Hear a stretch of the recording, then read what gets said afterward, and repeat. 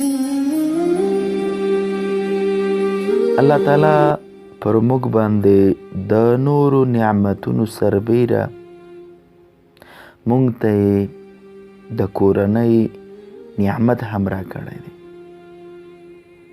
یعنی الله عز وجل چې موږ ته کورنۍ راکړې ده، که هغه پلار و مور دی، که هغه خپل اولادونه دي، که هغه قوم و قبیله ده، او دا چې موږ په یو ټولنه کې له نورو انسانانو سره ژوند کوو، دا په خپله د الله عز وجل له لورې یو نعمت دی، او د دغه نعمت شکریه ادا کول دا ضروری دی.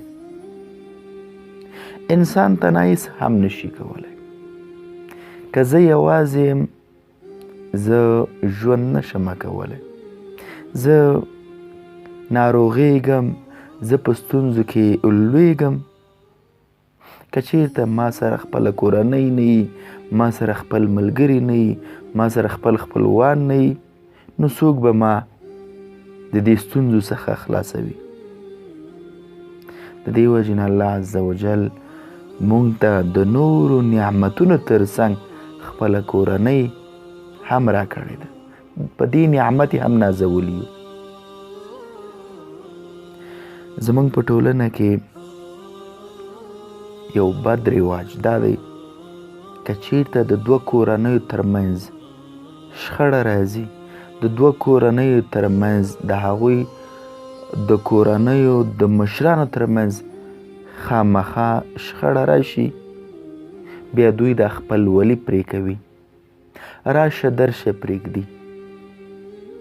همدا لامل ګرځي چې دا کوچنیان د کور او د کورنۍ هغه نور غړي هم له یو بل سره کینه کوي، له یو بل سره بخیلیږي او یو بل سره ضد کوي، چې بیا پایله یې بیا وژل، یو بل ته سپکې سپورې ویل دي.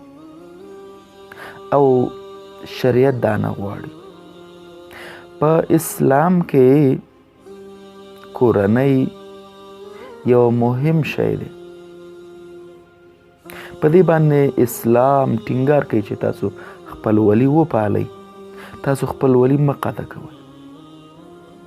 په یو حدیث کې رسول صلی الله علیه وسلم فرمایي، که چېرته څوک خوښوي چې د هغه په روزي کې دی زیاتوالی راشي، د هغه په رزق کې دی برکت پیدا شي، د هغه روزګار دی ښه وي،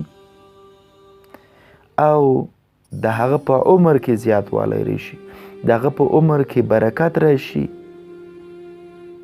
نو دی دې صله رحمي کوي، خپل ولي دې پالي. یعنی که چېرته څوک غواړي چې د هغه عمر کې برکت پیدا شي، د هغه په روزي او رزق کې برکت پیدا شي، نو هغه دې خپل ولي پالي. قال رسول صلی الله علیه وسلم: من سره ان یبسط له فی رزقه وان ينسأ له في اثره فليصل رحمه.